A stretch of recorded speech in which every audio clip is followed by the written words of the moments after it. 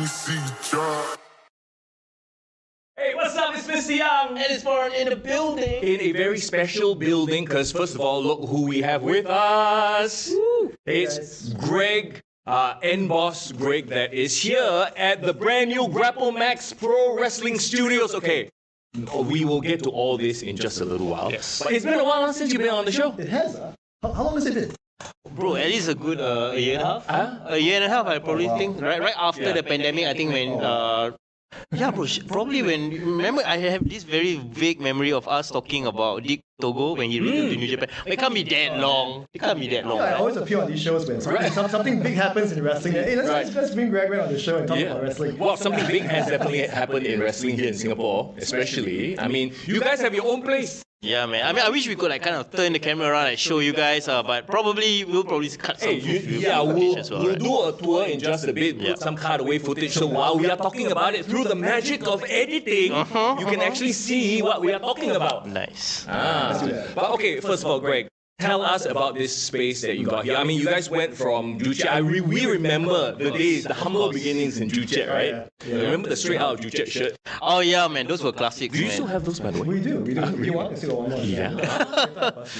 Friend pricing. You know what those kind of are to me? It's like Austin 316 shirt. Oh, It's yeah. like the collectible. OG. Don't you think so? Yeah, I think so. People were asking about it at our last house party. Because last month they were saying, you said the Juchet shirt. Yeah. So Nice. people want to have that Yes. as a collectible part of the history. Right? So yeah. I think that's what you mean by that. Yeah, it's that vibe of, oh man, I was there when Yeah. it first started. Yeah. And then, of course, you guys moved to Gymcraft. Yeah. And then now, okay, we are here in the heart of Ubi, I Yes. suppose you Yes, could call yes, it. yes. Maybe take us through the journey and the process. You know what? Let's start from Juchet, from the humble beginnings. Okay, but there's one chapter before that which maybe we've left out. Okay. So actually, before Juchet, we were already in another gym. Oh, right, So right, we right. were based in Victory Center in Aljunied. So before that, we were already running wrestling shows. Right. This was like 2016. This was like 2016, yeah. Okay. So our first event was 1st April 2017. No April Fool's joke. So that was the very first event where you see it was Wildfire Ramos against Dick Togo in the main event. Wow. So that was in Aljunied. Wow, Yeah. okay. So we were there for I think it was about a year, just under a year or so. And then we moved to Juchet because there was a very big space available for us. Yes. And I think this is where you guys began to be aware of what we were doing, right? So Juchet, we were there for I think it was about just under maybe 2.5 years. Right. Around there. So I think there is where it sort of built what a GrappleMAX show was really about. Right? Aljunied was very much let's start running and showing we can run wrestling, wrestling workshops, wrestling training, and also running small scale shows. But I think the real GrappleMAX identity only came in from Juchet. Because what are these guys doing? What's this crazy wrestling? Yeah, ringless ropes, I on the think that floor, was man. quite a unique selling point in those days, right? Yeah. The fact that you guys were doing wrestling but on the mat with no ropes. Like, how would you guys do the Irish whip stuff? You guys found ways. We found ways. Yeah, very interesting crowd interaction-centric ways, huh? Yeah. And I think that sort of grew a very specific sort of subculture of people who were coming specifically to see what is this GrappleMAX style of pro wrestling. So along the way, then I think the one thing we were obviously missing was the ring, right? Yeah. So I think it was a benefit to a point in terms of being quite differentiated from the rest. I think what was missing was obviously when people want to do more traditional wrestling, we couldn't provide that. I see. Right? It's very expensive and there was no space for it. So then we came across this company called Gymcraft, which is where I guess the more recent audience knows us from.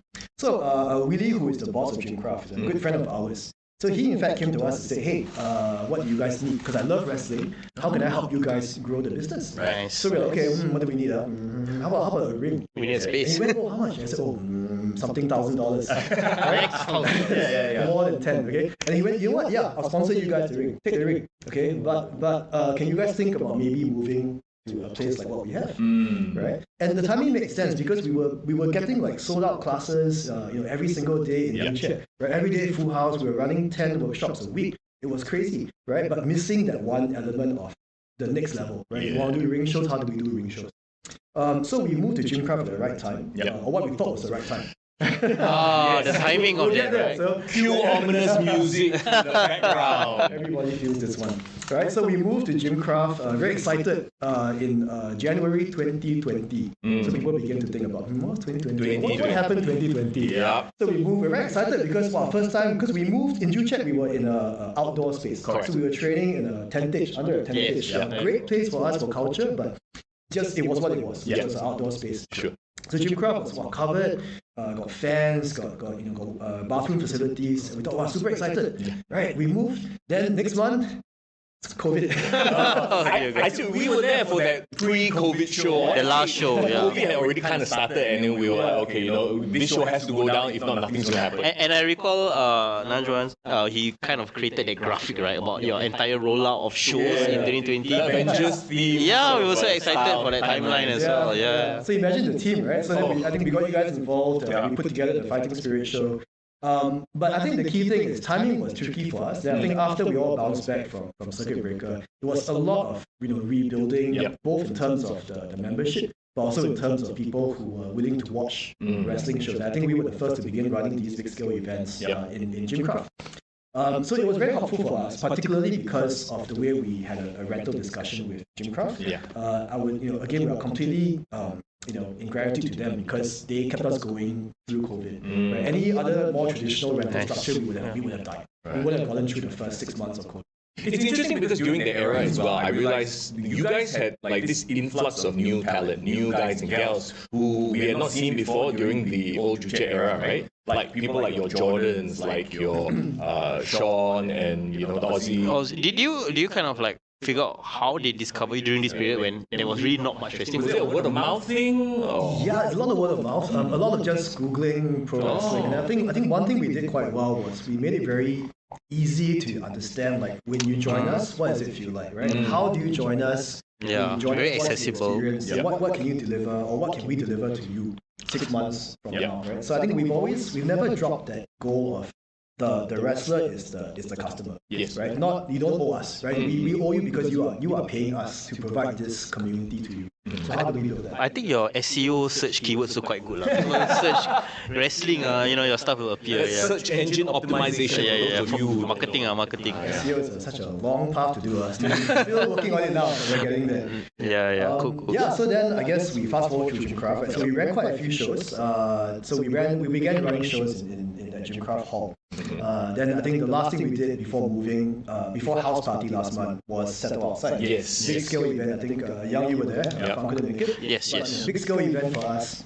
I think, and that really came from a lot of feedback, because we were already thinking to ourselves, okay, what's missing, right? And I spoke to the co-founders, Dennis and also Peter, who's also one of our shareholders, and we were saying, okay, look, guys, is this it? Right? Is this where we want to go? Right? We spoke to our members, and they said, yeah, if this is it, then in Chinese, it's like that, right? Oh, like It's like you hit that ceiling and then can't go any higher. Yeah, so we did think to ourselves, like, maybe this is good enough, right? Maybe we've gone this far, we've shown 3 different levels of growth, right? From Victory Center to Joo Chiat to Gymcraft. Maybe it's good enough.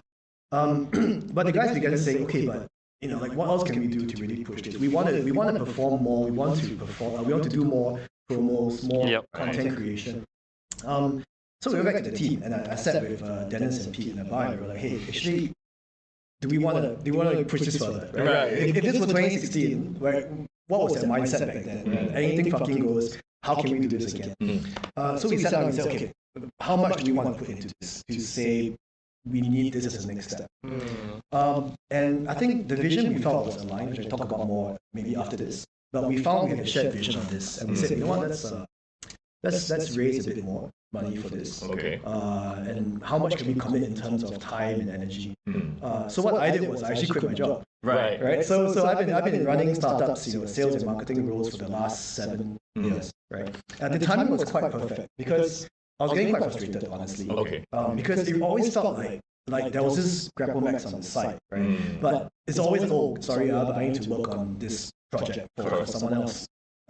So I began asking a lot of entrepreneurs, people who are much smarter than me in business, right? And they keep going, bro, like, why are you've got all this experience in startups. Why are you wasting your time not wasting time, sorry to past employers. But why are you spending time, helping other entrepreneurs grow their dreams when you have a running business that is a startup, right? Like it's not some idea you wrote on a napkin yesterday, you went to wrestling school. It's not, right? You are running, you have people who come on a daily basis, you have fans who love what you're doing.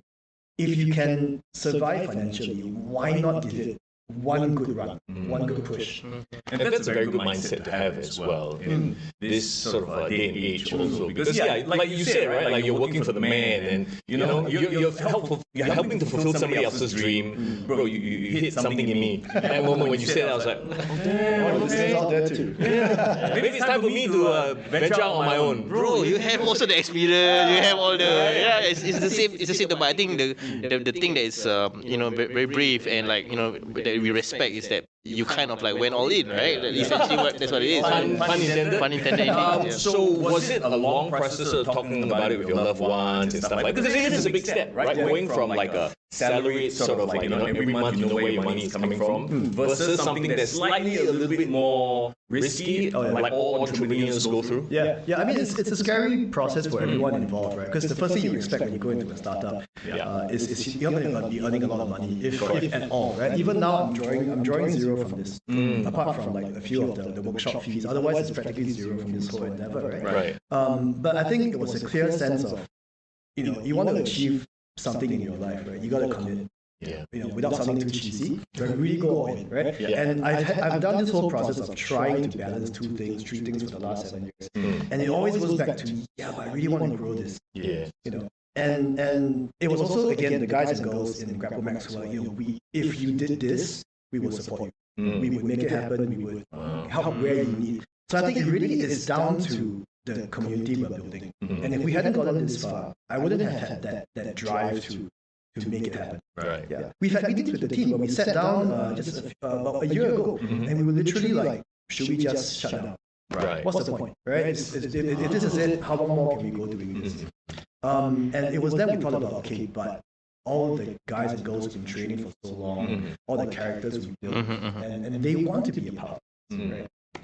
So that was sort of where we had this whole idea of, okay, let's give it one last really good push to make this work.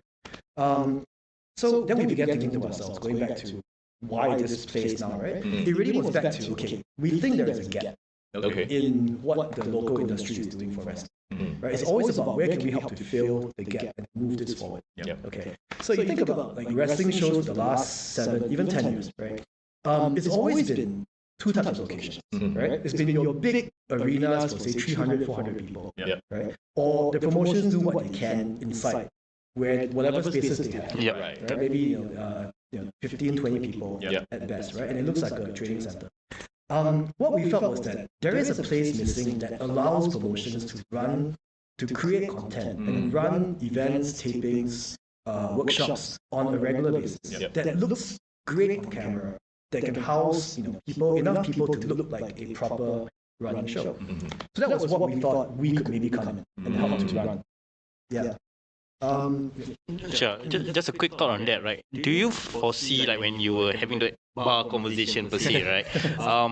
When you say it's the next step, meaning this content creation, this idea was always gonna be the next goal in all of this, or was it more of it was a discovery along the way while running your shows? Yeah. So, I think to be realistic, I want to say that we planned it all along, but that's never the case, right? So, I think what we have always been is, I think what is the ethos, I guess, the culture of GrappleMAX has always been, we make do with what we have, right? How do we convert this space into a wrestling show? How do we do a wrestling show in a Muay Thai gym? How do we make a show that works for Singapore Night Festival? That's always been our goal. Whereas I think with this place, we found that we look back at the last 7 years, right? And we were always thinking of let's compete with the fitness gyms. Let's compete with your Evolves. Let's compete with your boxing gyms, your lifestyle. Even compete with spinning, yoga, right? I'm sure you're going to join us. All the spinners are going to come and do wrestling, right? And we tried for a long time. But you look at the people who are with us for a long time, right? And our guys stay for forever. They stay for 5, 6, 7 years. Since day one, they're still around. And all the people who stay with us long term, right? They don't join because they want to get fit. They join because they want to become pro wrestlers. And what's missing was a place to create more of what they want to create, right? Good matches, promos, stuff like that, right? Create things like this for other creators to create as well. So there definitely was a pivot. It definitely wasn't a case of this was always the plan. But I think we learned over the last 7 years, right? This is what people want from us. And we have the team to deliver on this. On this now. Circling back, right? Sorry, to your previous time at Gymcraft, right? I was just thinking, like, what was the best takeaway from your time in Gymcraft? Like your most memorable experience there, and what you want to take from that experience to this new kind of venture, like, in a way. I think one good thing about Gymcraft was that it really put us in a place where we were sharing with a lot of different but related activities. Right? So we learned a lot in terms of how do we really move around this space. Two things, right? How do we utilize this space to really run a pay-per-view looking kind of wrestling show? What we cannot do. We also learned about how do we interact and how do we work with other types of activities as well. Right. Because there, Gymcraft, they have multiple activities going on. Right. They have aerial, they have aerial yoga, they have like a trampoline team is there. So we learn how to work with them in terms of using the same space together. But also, I think what we did also learn was that there are some things we simply cannot do here. Right. And in fact, that was the trigger. I think the good question, because the trigger was we realized that no matter how much we tried, we couldn't convert this place into a pay-per-view space. Right. We tried. So we looked around and said, okay, look, if we install all these lights, right, and we raise 4K to install lights, what happens is you blow the whole building. Because it's an old ITE hall. Okay. So we couldn't. I see. So there was limitations in every the time we building. asked the audience, would you come back for a show every month? Yeah. We would. But two things. You're too far away in Tampines West, and you just don't look like a wrestling show. Right. So that's true, right? That's true. We knew it ourselves. We were running wrestling shows in a school hall. So we tried. Lighting cannot do. Right? So we asked around. We said, can we put those Pasar Malam orange color generator? Can. Generator alone, $3,000. Each time? Euros. Each time. Wow. And you must apply for permit to put it there. Right. So you don't disturb the neighbors. Every show, your lighting 3K, your generator 3K. Now you know, expenses, bro. So for us, it was like, we can't keep doing this if the goal Not is sustainable, this is not the end. Right. So that's why we ran Settle Outside. So I think back to the first point, which is that was really meant to show, hey, like the fans love us for a few things. They love the characters. They love that we focus very heavily on local talent, developing main events featuring all local guys. They love that. They love the long-term storylines. But they don't like the environment. Right? So that was the limitation. Right? So we said, okay, let's take the same guys, same storytelling, same angles, but put it into a proper performance studio and see the response. Purpose-built location, which, Correct. I mean, I guess a lot of parallels can be drawn to, like, if you think about the WWE's Performance Center, where they literally have a space where they train, they put on shows, they train promos, they film promos, they film vignettes, stuff like that. Exactly. So was that the idea? That was the idea, right? But I think Settle Outside was key for us because it showed that we could do it. Yeah. Right? Because before this, again, like I said, we were always like, let's make do with what we have. Right? Let's work around this, let's get volunteers, blah, blah, blah, right? But okay, what if we wanted to run a full-scale professional ticketed event in an actual recording studio, right? And that was crazy. We marketed, we sold out in 2 days, the premium seats, right? Faster than any other show we've done before. Wow. Same content, again, same angles, same characters. For content, for context, the Settle Outside show was Sunday Brain. Sorry. For context, the Settle Outside show was in like a TV studio style place where you had the LED boards at the back. Everything looked very spectacular, very fun. We had a Titantron. You had Titantron. Our fans were like, wow, whip that. What's going on? Suddenly from school hall to what is this? WWE Raw, what's going on? Yeah, but based on that, right, you didn't really marketed it and showcase it. We didn't want to. Yeah, so which is great because when people went, the expectation was like, whoa, we didn't expect this. It's all by intent. This was planned. No, we didn't want to market because we didn't want the number one overpromise. Correct. We were seeing, could we do it? If we say, wow, come and see GrappleMAX, we're now WWE. Should I? You don't raise expectations So we too won't high. go away, right? We're just running a regular show, but location better. Because we were testing, this is Startup 101, we were just testing location. Right. The venue we were testing in terms of people who already came. Then we asked them, right, would you come for more of this compared to what you saw before? Right. And the response was crazy. Right? Super high response. People, oh, we love it. We'll come every week. But we'll pay as much as we pay for this. I remember you were mind blown, right? Yeah, the MNC probably you couldn't make it, right? Yes, So I was yes. like, bro, look at this. Yeah. I don't know. Our leader was mind blown because I started seeing all the social media, post, repost come filtering through. Yeah. And I was like, wait, what's going on? There's a Titantron, there's videos in the back. And you want to create that sense of, bro, you missed something out, man. Yeah. Right? So we have a perfect example here, right? Yeah. The guy who went, the one who Yes, FOMO, I suppose.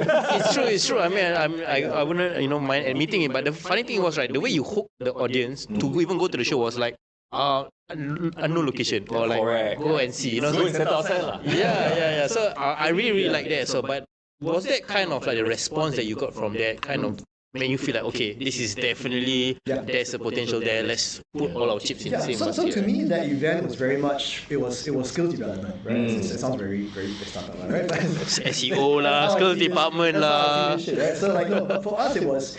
Because we do an event of that scale, right? And again, it's new to us, right? To bring together your mixers, your Tron videos, your lighting, your cues, your entire cue sheet is different from what we were doing. I'm sure you know better than me for sure, you guys, right? But for us, it was new, right? So the idea was, okay, let's do one event. And if we screw this up so bad, maybe we'll just stay in June forever, right? Wait, quick question. Who was actually running the sound stage and all the cue sheets behind the scenes? Well, it was a lot of us. I think Sarah Kohut. Oh, okay. So she helped a lot because she has a background in production. So she was helping us with planning the lighting cues, working with the engineers to make it happen. Oh, that's pretty dope. Okay. My role sort of just becomes these days just sort of oversee everything and make sure we don't drop the balls.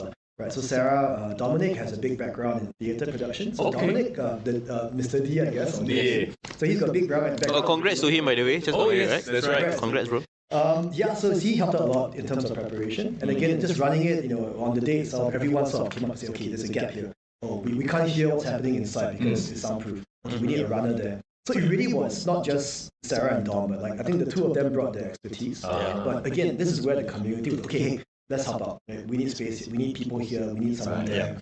Did Dom wrestle that night as well? Yes. Yeah. Double duty, bro. Everybody is right. Everybody runs around. I think that. And I think I just wanted to add on to that fact. I really like how all these wrestling fans, all these wrestlers are bringing their expertise in other professions and contributing to the community of pro wrestling in a way, right? Yeah. And I think so. Again, Settle Outside was two things, right? It was showing people that we know what we're doing, right? We have the storylines, we have the performers, but we just need a cool space. Right? And the success of that proved to the team that actually we are limiting ourselves by staying here. That's the first part, right? Second thing was what you said, which is community, right? And a lot of it was, okay, if we make this huge step to a space like this, right? What happens is straight away we all know Singaporeans, rental will kill us, right? I can tell you upfront, we are not covering rental yet. We are still earning less in rental, right? But we have a growth trajectory we plan, right? So there is a risk involved. We have a runway here we have to try and meet. But if we didn't have the team come out to convince, not me, but convince ourselves that we could do this, we wouldn't have moved. Right? Because we move here, we raise a lot of money, move here, and we die in 3 months. Right. And to that point also, I think that what you have here, especially just knowing who kind of does what as well. You got Remus over there, doing like the editing stuff, right? You got Sean Rick, who's a DJ who knows like the microphones and how to set up a podcast, a broadcasting situation as well, so on and so forth. Like, it's great to have sort of that support, right? Yeah. So to know that, okay, we can do the multifaceted approach as opposed to just doing the show. Yeah. And I think a lot of that is, again, skills transfer, right? It's people who are, number one, not selfish, to help us. Again, no one gets paid.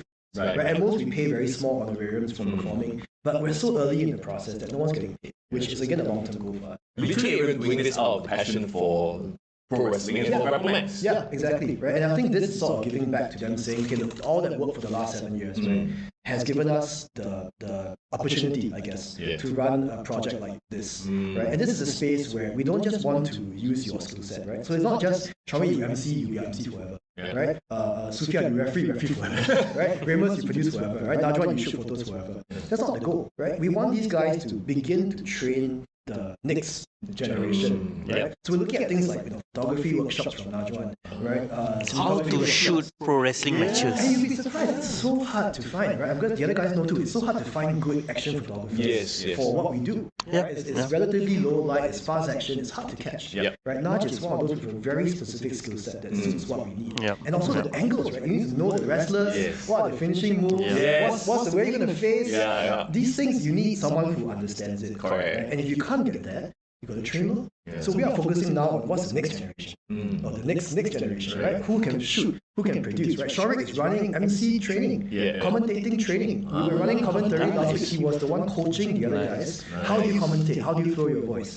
How do you pace? Right? I also want to learn. How do you do these things? Right? Pretty dope, yeah. It's not easy. So we're trying to see where can we bring in different creators, people with experience in creating content, to help to share it using pro wrestling as the shared medium. The glue that holds everything. Do you think this was more of serendipity, or was it like, hey, we need somebody to fill this role, let's go and look for somebody in that way? Or was it always a case of, hey, actually, this fella is good at this, let's have him help us out there? It's a bit of both, right? So we, like people like Sarah, we didn't come across her until maybe a few years ago. Right. So we knew of her, but she never joined us as a member of the community.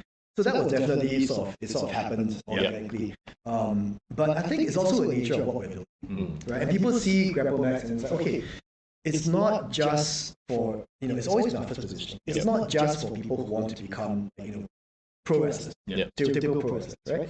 It is a place where I could potentially use my skill set to apply it, whether it is in front of the camera, behind the camera, or a mix of both, right? I think that attracted a lot more people, which gave us that ability to draw on the skill set from the right people at the right time. Right.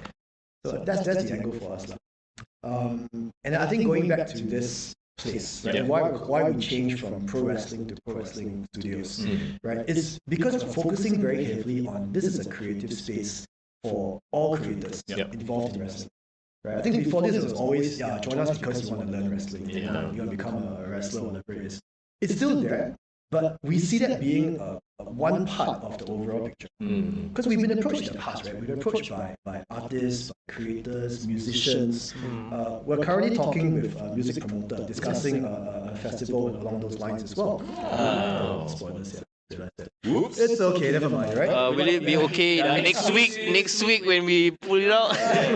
I think I'll keep it vague enough, but we're talking to a lot of different people who love pro wrestling, right? But they want to get involved, but not by taking bumps and doing that kind of stuff, right? But they want to create, right? And we've done it before, right? Like the crazy guys at the Singlet Station, the Poetry Collective, right? We did 2 years back to back. Sold out Aliwa Art Center.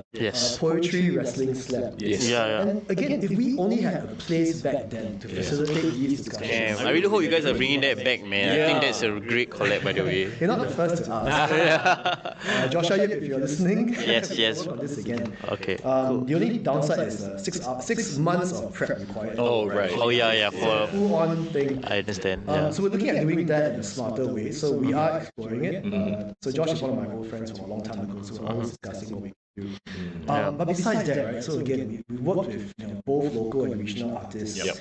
We're working on a lot of different things outside of pro wrestling shows. I see. As well. And again, all we needed really was a space to make those conversations happen. A quick question, right? You talk about doing the making all the magic happen within this space, right?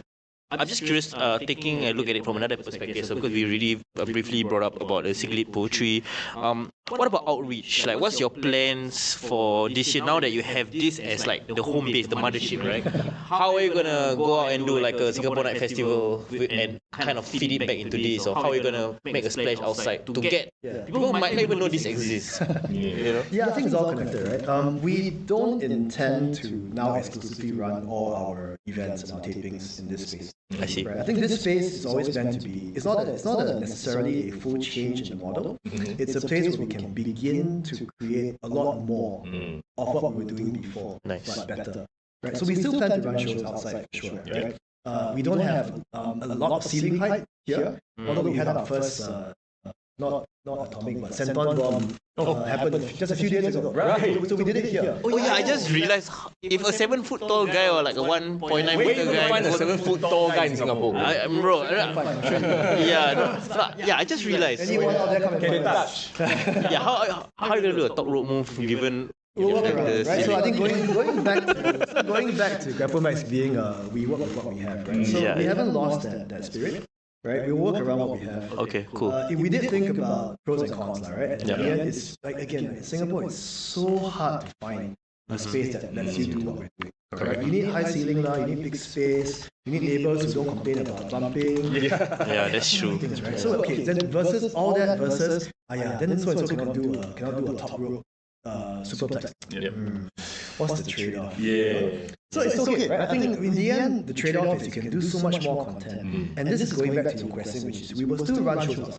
Yeah, okay. Right? That's the goal is still there, right? But this is to build that capability, right? Because the more we do here, right, the more expertise we have, the more we can attract people who have those skill sets, who can then run even better shows. Yes, I So see. it's all connected. In terms of collaborations, again, we are hosting a lot more collaborations in the coming years. I think with Jim Craft, we actually dropped off a lot in terms of weird collaborations. I see. I think because again, we were always asking ourselves like, okay, let's just focus on doing shows here first. Correct. Then when we settle here, we can begin thinking about other stuff.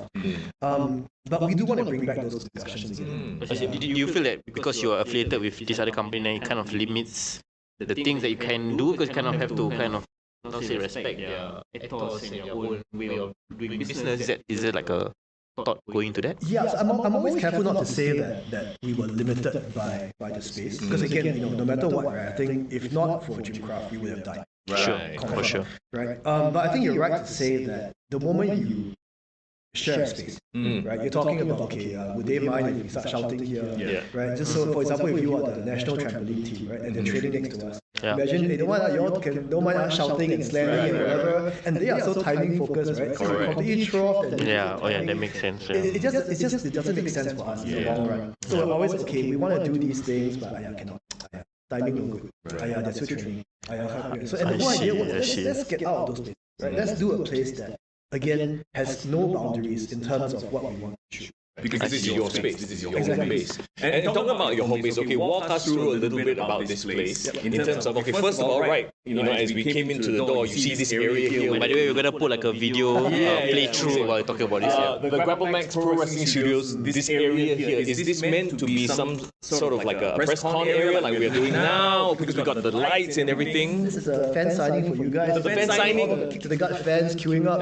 Alright, shout out to all 10 of you guys. Respect. I had our biggest fan is over there. You see that giant fan? Literally the fan there. Literally the one fan over there. No. But yeah, so this is kind of like your interaction area? Yeah, well, honestly, we're still figuring it out. So, The ticketing area could be literally one day before we recorded this. This was still where our black mats, the bump mats. This is I see, yeah. we felt that it was a bit too upfront. We want the first thing you see to be either the logo or the ring. Right. And then you see this big mat here, it's like, a bit.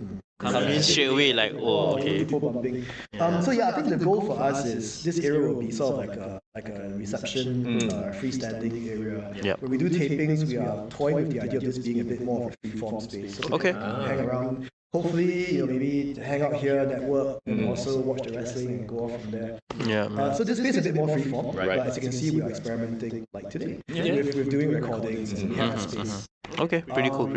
Besides this, do you guys want the description of the other? Yeah, for sure. Walk us through. Sure. So around the corner, we have a studio, so an actual professional photo video studio.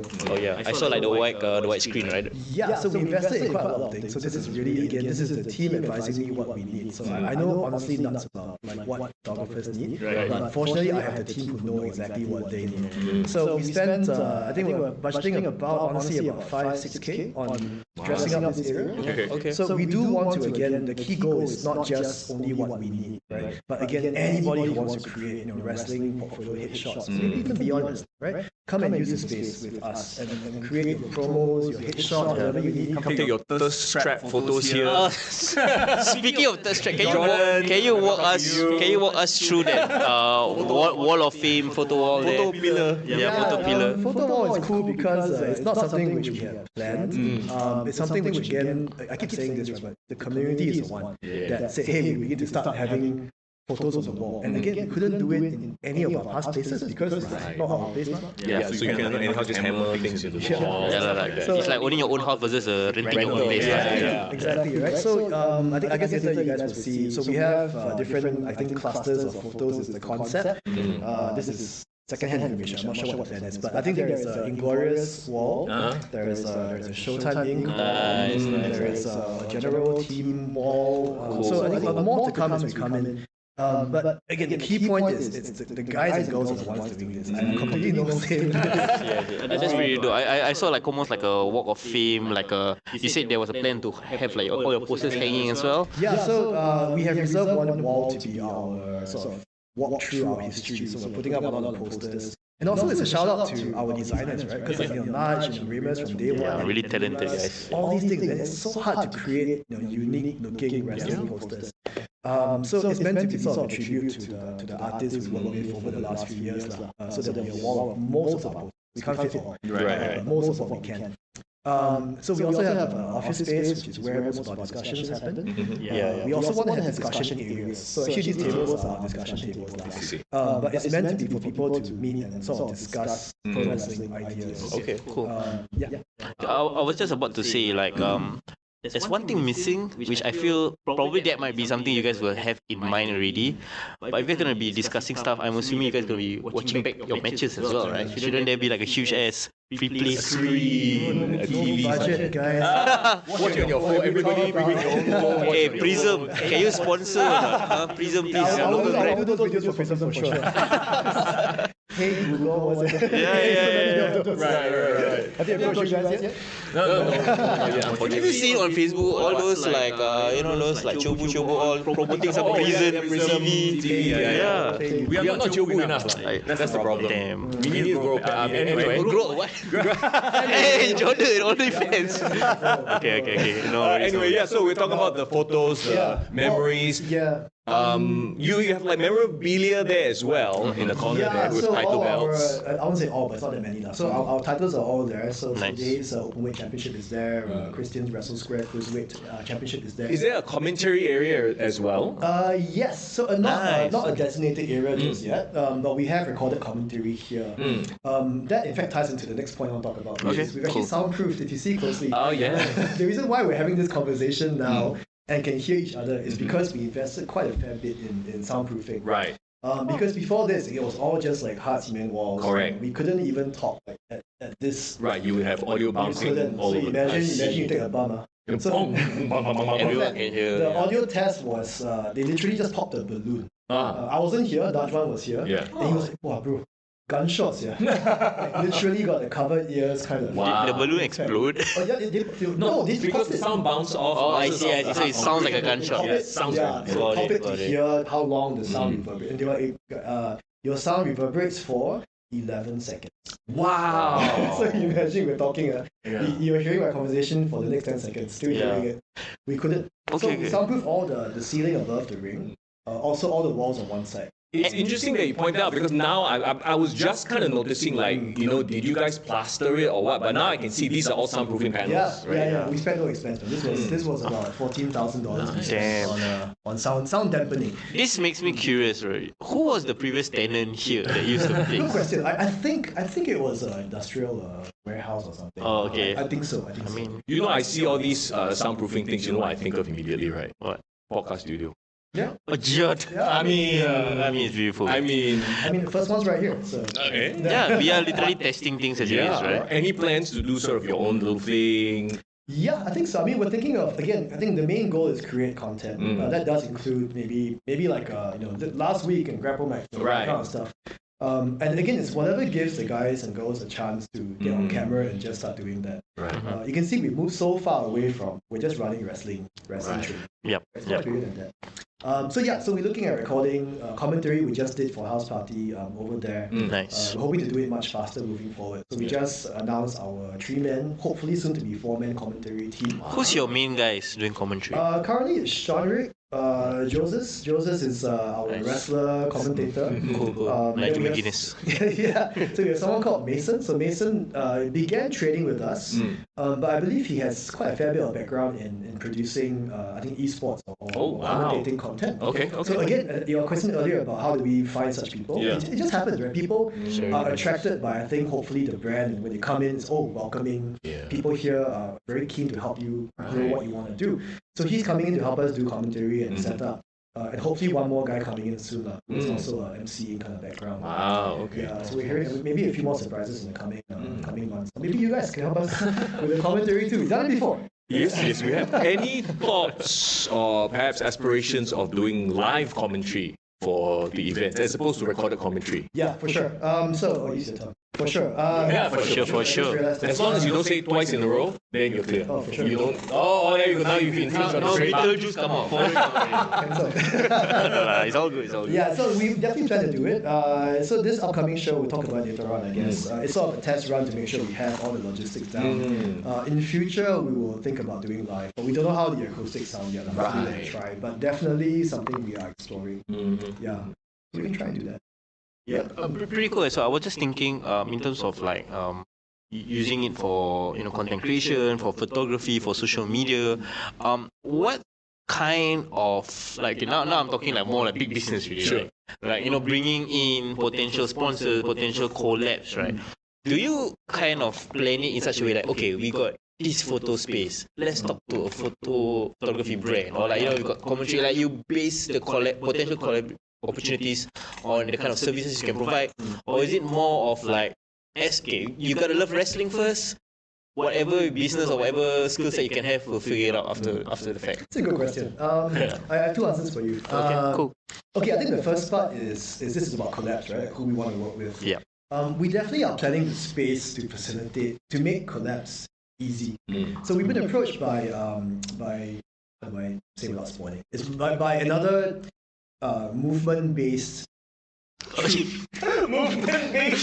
your terms, bro. Now I'm going to start people speculating. No, it's not wrestling related yet, but Sure, they're sure, looking into how can we intersperse what we do with pro wrestling. Right. I see.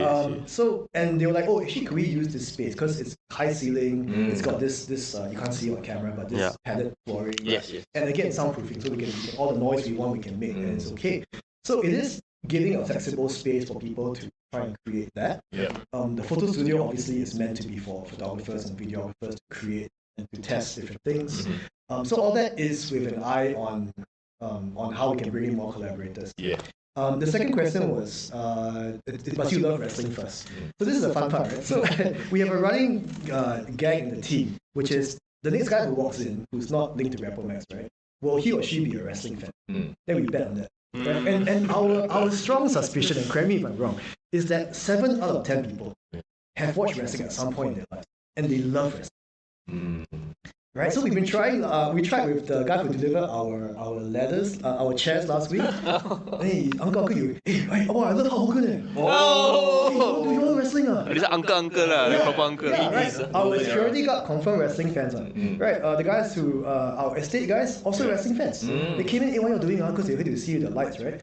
Oh, it's on boxing. No, not boxing, wrestling. Oh, UFC. No, WWE. Hey, bro, they wrestling and they begin to fake punch each other.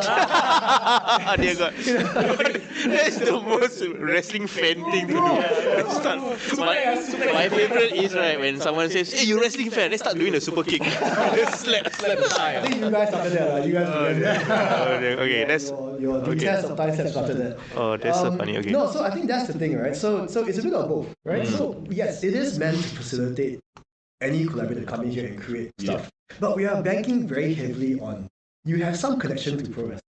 Yeah, and we're always seeing that, right? So someone asked me, I was talking to someone from PTX last week, and we were talking about who actually is your audience. Yeah. It's quite fun. So they saw it, or she saw it as you are not a pro wrestling fan yet. Okay. That's why you come to us, which is what we thought we were before. Right? What I think we are, and again, I don't know how this will play out, but I think what we are is you are still a wrestling fan. You just don't know it yet. Okay. Right. They call it a revert. A revert. Because you Very had here first. some stage of your life, maybe you watched the Attitude Era, maybe it was the 80s golden era. I believe every human being, right, was born a wrestling fan. Because the art of combat, two people not seeing eye to eye, competition, it's innate in us. What? Yeah, it's true. It's storytelling. Yeah, it's storytelling. Yeah. Yeah, I mean, okay, let's to generalize it. I think storytelling, action, all these things that we watch for entertainment, it's pro wrestling anyway. And it's a very visual art as well, because people can see, these two are trying to best each other. Yeah. So yeah, in terms of that, right? You talk about people you didn't know or whoever guessed was a wrestling fan. Who was your so-called maybe a past collaborator, current collaborator, or maybe potential collaborator that really surprised that hey, this guy actually like wrestling, and then like it piqued your interest? Wow, tough one. Okay, maybe somewhat related, right? So I have someone who he is from the circus community. Okay. Wow. So the circus community in Singapore called the Bonfire. Right. So in fact, they're the ones who intro us to the Chingay team many years ago, just before COVID. Right. So we knew he was a wrestling guy because he joined us for training many years ago. What surprised me was we were having lunch right after that. And he asked me, "Hey, you know Kevin Ho?" Then I'm like, "Yeah, he's my brother." He what? He was my wrestling buddy back in school. We were the only two wrestling fans in school. Really? Oh my I go to his house and play SmackDown together. Wait, go to your house, right? Yes. Bro, what? Wow. So it's so maybe Okay, not exactly your question, but it's like everybody. It seems to have some kind of history of like, I played the games before, or I had a championship belt, or my father brought me to a wrestling. And to me, I think that's a more interesting pitch to reach out to. Right? I think we can spend all decade trying to convince people why wrestling is amazing. Right? But let's not waste time doing that. Right? Let's focus on why it's still amazing to you. Why did you like it before? Right? Can we reignite that interest, that passion? Right? Then what I'm banking on, right? This is my whole business plan. What I'm banking on, right, is those people will then want to tell their friends and family. Right? Because what I found people had trouble with before is not that they don't like wrestling. Is you tell your friends and family, hey, I'm a number one favorite is pro wrestling. Half the time, hey, what you watch, bro? It's fake one, MMA or UFC now, right? One championship, right? And it's very hard for them to say, but hang on, it's so cool because blah blah blah blah, right? And what we found talking to a lot of our audience members after the shows is, I loved it because I brought my dad, or I brought my family, or my wife, or my family, or my kids, and it felt not like a traditional violent wrestling show, right? And it gave me a reason to say, come down and try it, and let me share with you why I love wrestling. Right? And to me, that's super cool.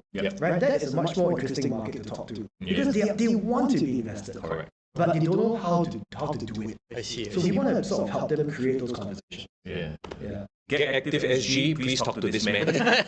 So let's see some GrappleMAX shows at the Heartland celebrations. We literally are recommending you all the potential I know, sponsors too. right? Always open. Prism lah, Active SG lah. Always. So let's talk about the road ahead, right? So obviously you're going to do shows out of this lovely facility that you guys have had. But talk to us, because now you have the capabilities to do more content as well. You talk about commentary, you talk about cutting vignettes and stuff like that, right? More content coming out on the various platforms. What platforms are we talking about? Like Instagram, TikTok, YouTube? Across the board. I think we've always been pushing out content across the board. So Facebook, IG, X, I guess. X. Well, how weird does that sound, by the way? X. Sounds terrible. X me, bro. X me. Like what? No. X me on X. Anyway, another But also, like, are you basically? I'm basically asking you, are you going to do like full-on half-an-hour shows for YouTube, for example? Well, so the thing is, we can. The question is, do people want to see it these days, right? Okay. I mean, even WWE, right? Like, do they constantly put on half-an-hour shows on free YouTube? They don't do that, right? No. Don't think it's what they do. I mean, it's short highlights. And I mean, this is not a new argument, right? People are moving towards the shorter and shorter attention. I mean, you guys both know as well. It's all very short attention spans, all about your TikToks and your very short clips or your reels. So I think what we benefit from this new place, right, is we're able to create a lot larger variety of content. So before, again, limited team, limited content, it was let's put the same thing out across the board: Facebook, IG, Twitter, X, even Threads.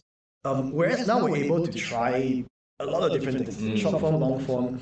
We just got our first TikTok intern, so hopefully, shout out to Titus. Right, so he will help us hopefully finally crack. He's a Gen Z kid, so he would hopefully help us crack it. That's what we need, a TikTok intern, Bro, we've been trying. Please. Titus, you got time or not? Anyone knows how, please ping us. Okay. But it is, again, it's a place of the guys and girls have so many ideas of what they want to create, right? And it's just back then it was, okay, but where to make, where to film, right? Gymcraft can, but my thing is what it is. Acoustics echo like crazy, right? And at some point it just looks not, it's okay lah, but that's about it. So this space again is, okay, what do you want to create? You want to do a TikTok series? Let's go. Let's whack. Right? We have the place, we have the lighting, we have the place. I just need your ideas. I just need your time. And we push it out. So I think the answer is sort of a mixed yes. Right? It is yes, we want to create a lot more things. I'm not sure the answer is a 30-minute rest. Right. So it's along those lines, but you're going to see us push out a lot more content moving forward. Yeah. Really cool. One other thing I wanted to ask as well, right? We've talked all about the facility, right? Let's talk about the wrestlers. Let's talk about your kids, the people in your community, right? How do you feel, right, in terms of the potential for growth for them in this facility, and who do you think can really make the next step up? I'm not just talking about like specific names, but I in terms of like, okay, we haven't talked about like your so-called workshops, right? We haven't talked about how you guys gonna go about with your training. What is the plan with that? I'm not asking about whether will the syllabus change or like, but yeah. Okay. Okay, cool. We can talk about that for sure, right? Yeah, but I think generally what I'm trying to say is like focusing on the people now. What do you think will change? How do you think they will take to this new environment? I think before that, I think a big shout out to Dave, right? So I know that narrative-wise, he and I are always not supposed to be on the same page. Forever. Right, blah, blah, blah. I think Dave is someone who has been watching the community very closely for us. So he is the guy who is pretty much on the ground and making sure everyone is very happy with where they are on the card. So in fact, I handed over booking duties to him quite some time ago. So he is sort of like our Kevin Feige, I guess. So he is watching the law of what we're doing. Right. And I think it's very important for us, right? Because again, this is from the fans. The fans tell us that they come to us because they see us building stories for months and months and months, for years in fact. But we needed someone to sort of be that showrunner, that law protector, right? To help us make sure, hey, this one cannot because so and so fought in whatever small taping many months ago. Wow. So he keeps track of all of that. Yeah, and I think we're going to sort of help to grow that team as well. Right. But again, without people in these places, like it's impossible for me and the core and the team to watch every single thing. So I think what we did, which was quite clever of us, was really identifying who can fill in these different places. So I think it is because of those connections that he's been building that we're able to really know, again, what makes everyone tick, right? And if you go back to the initial goal of us, right, of GrappleMAX, it was never, let's find the next Undertaker, right? Go and become the guy from Death Valley, right? It's not, it's always what makes you interesting, right? And I think as the community grew, it became harder for us to keep recalling, this one is interesting because blah, blah, blah. This is our goal, this is his goal. And so having a very clear structure helped us develop that. Because as much as you want to just enforce it, you can't, right? Even though we are a pro wrestling promotion. When people end up, I want you to lose 20 matches in a row. At some point, right? Even though I want to say, you're just a character, don't worry about it, right? At some point, you will ask, hey, is it because I'm not good enough? Right? So we need to make sure that we understand everyone. What are their concerns? Are they really okay with this?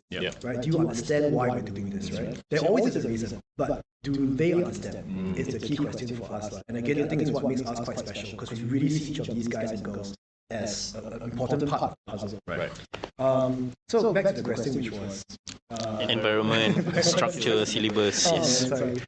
No, but yes. Okay. So environment-wise, again, I think you guys follow Showtime Inc. Right? Yes. Super example of what happens when we let the team run on their own, right? I have very little say into what, or they very little input into what Val and the team do for Showtime, right? We give them the broad structure of what they need to be covering, what are we promoting, then just go out there. Bro, it's like Paul Heyman and the Bloodline, just doing their own thing. I love it, right? I love it at the expense of Inglorious awareness, but it's okay. Another day we talk about it.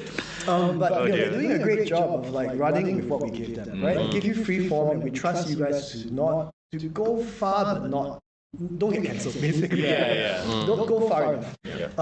So it is really giving the guys a lot more room to tell us, I want to try this, right? Like again, back to you mentioned Jordan, right? Our should have been a thirst trap Jordan, right? But he was like, hey guys, I don't want this Oppa thing. Okay. And I think he told you guys in the he made it very clear. This is not scary guy now. And yet he has a photo showing off his abs. Yeah, he had no say in that. By the way, if you are ever here, go and see the wall, and you'll know what I'm talking about. If he leaves it there, I think You know what he should do? You know what he should do? He should put a QR code with his pay now. Oh my gosh. You mean his OnlyFans? Link. No. Okay. No, but yeah. So again, it is again listening to them, right? And what do you want to create? Well, what's the character you want to create? And obviously, we will push back and say this one maybe isn't a strong suit. But rather than don't do, it's not for you, right? Okay, this is what's missing. Right? Maybe your promo is not so strong yet. Maybe you just don't look the part. Maybe try this, right? Maybe you need to do some photos to cover that look and make people believe it's you. Right? And again, you just couldn't do it before. This is where the space comes in, right? And every space here we intend to use as production, as letting those visions come to life. That really is the goal. In terms of, we're talking about the curriculum, right? This ties into that, which is, so when we first began, I was always talking about our grade 1, grade 2, grade 3, I think, and then most people love that. But we began to realize that we made a mistake in the grading curriculum, right? Because we were so focused on setting it based on moves. So grade 1 was you do these moves. Grade 2, these moves. Grade 3, harder moves, right? Because at that point in time, Dennis and I, who made the original one, were like, this is how we want to train people, right? You going through difficulty levels, right? But then we were looking at the guys and the girls, right? And we were like, okay, fundamentally, even if I said to you, a DDT is a level 3 move, you wait 2 years to go and learn, it doesn't really reflect the real journey. Right? Like you could easily be a grade 1, but you know how to train safe. Right? You want to do DDT as a finishing move. Right? Then we say, oh sorry, cannot, sorry bro, you only grade 1, you cannot do it. It felt like it created too many problems for us. So again, going back to the community, right? What do you guys want to develop? Right? What makes more sense over a 2-year journey? And it wasn't I want to learn harder moves. Right? It was, how do I become a better performer? How do I become a better performer, both in terms of showmanship, promos, but also, and this is your ring general stuff. Right? How do you learn how to control a match? How do you learn to help someone who is brand new do what the coaches have been doing through graduation matches? And that's the goal, right? Instead of using this time to learn more difficult moves. Sure, that's cool, right? But that's on your own time. Right? Spend this time developing skills which you naturally learn over many, many matches with us. Stage presence, ring positioning, right? Then I think a very clear example for moves is, instead of learning, say, a sidewalk slap, that's a move, right? But that setup can be used for what else? Backbreaker, maybe tilt the wall, right? A lot of things you can do. So learn to be a better base rather than learn a sidewalk slap, right? So all that comes with experience, which you can learn over time. I recall as well last time, right, when you guys had your grade 3, only when you were grade 3 then you can have your own gimmick, or like you can kind of have your own character, right? Has it changed in a way? Because I still see like the newer guys are really experimenting as well. Yeah, I mean it's changed. I mean it's very clear that it's changed to everyone, right? I mean Aussie grade 2, for example, right? And they're one of our most over characters on the team. So I think again it's about evolving, right? And one thing we felt was, okay, it is a bit too limiting to say that you gotta die wait for grade 3. Right. So we have been thinking, how do we redefine, right? And in the end, I think the real benefit for going up through the grades we found was not like creating these gated things where, oh, you win, you pass now, you can earn your ring name, or you earn your merchandise or whatever, right? I think what people really took away from the journey is, like I said earlier, is learning how to be a better wrestler. And that in itself is what we want to make the fulfilling journey. Then as we go along, maybe more perks, maybe more perks from sponsors, more perks from partners. But the journey is what we want to be the reward for what. Do you think, in a way, though, that is a little bit more vague? Because, like, the whole idea of, for example, if you go do karate or you do Muay Thai, you got like level 1, level 2, level 3, right? So there's always, quote unquote, something to look forward to.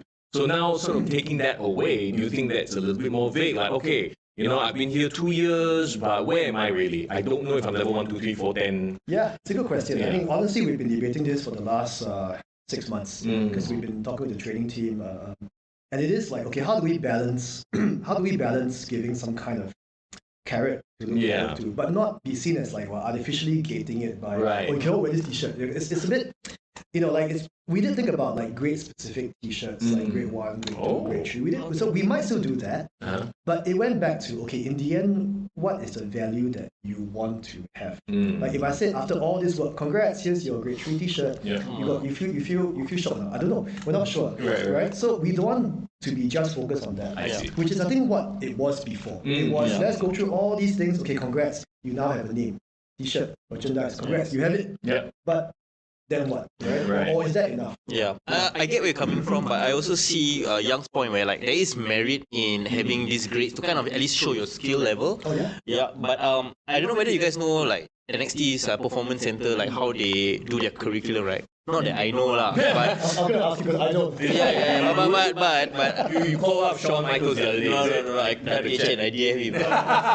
Shout out to Dante, right? Okay. No, but the point is, right, from what I see, from what I observe, from watching NXT's training and all that, right, they have grades, but it's almost like subjects.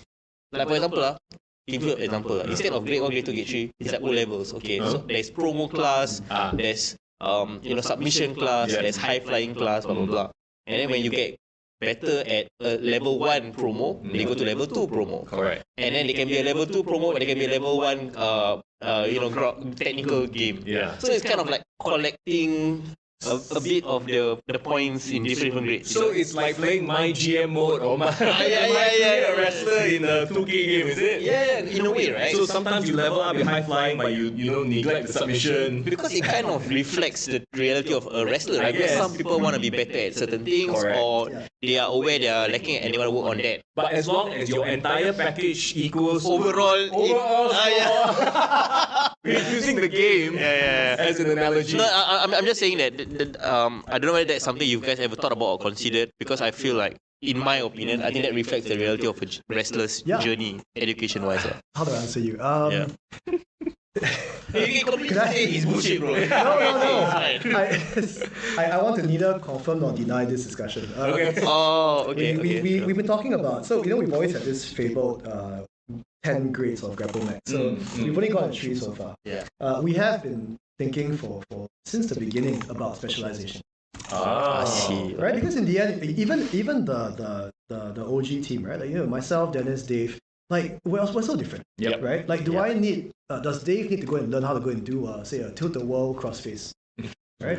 Must I go and learn Dennis's whatever high flying things he does? Not really, right? It's not really what works for you. It's what works for you, right? So at some point, it also goes back to, are we limiting them too much, right? By saying that, grade 3, you must learn these few things. Maybe I don't know these moves, right? But do we need like a bulldozer learning how to go and do a high flying runner? No, it doesn't make sense, right? It doesn't have to. So how do we then build it that way, right? So we have discussed it. It's a work in progress. But you're seeing the first part of it now with. So to be very clear, we're not doing away with grading. It's not gone, right? We will still reflect 1, 2, 3, and maybe beyond that.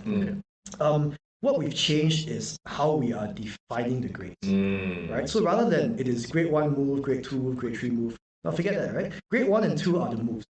Grade 3 is where you talk about how do I become a good wrestler, right?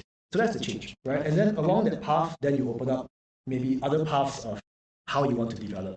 And again, all these things don't just come from like us sitting together and thinking, we should teach these things. It is asking the team, right? What are areas where you think you want to develop more, right? So we are like super community driven. Right? Everything is let's sit down and okay, what do you want to do?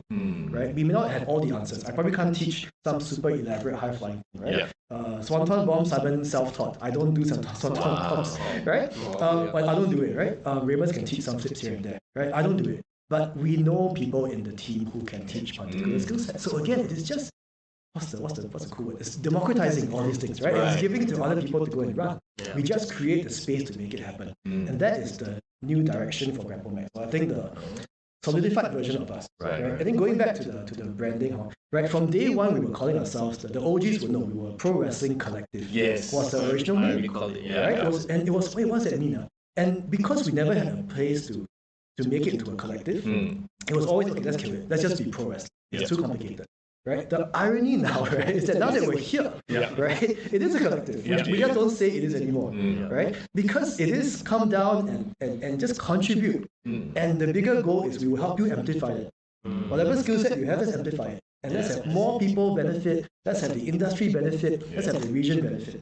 So that's for us the very exciting way moving forward that we hope to achieve. So to that point, right, when you talk about like your workshop, so what drives, for example, I don't know the frequency of the workshops that you guys do, right? But like what drives that week's narrative or what you guys are training that week? For example, let's say I'm somebody new, I want to jump in and like, this week is I don't know, top rope stuff. It's like, whoa, wait a minute, like, can I even jump in? You'll never be. Just try, let's try. Just try, like, just put mats there. You just got you, bro.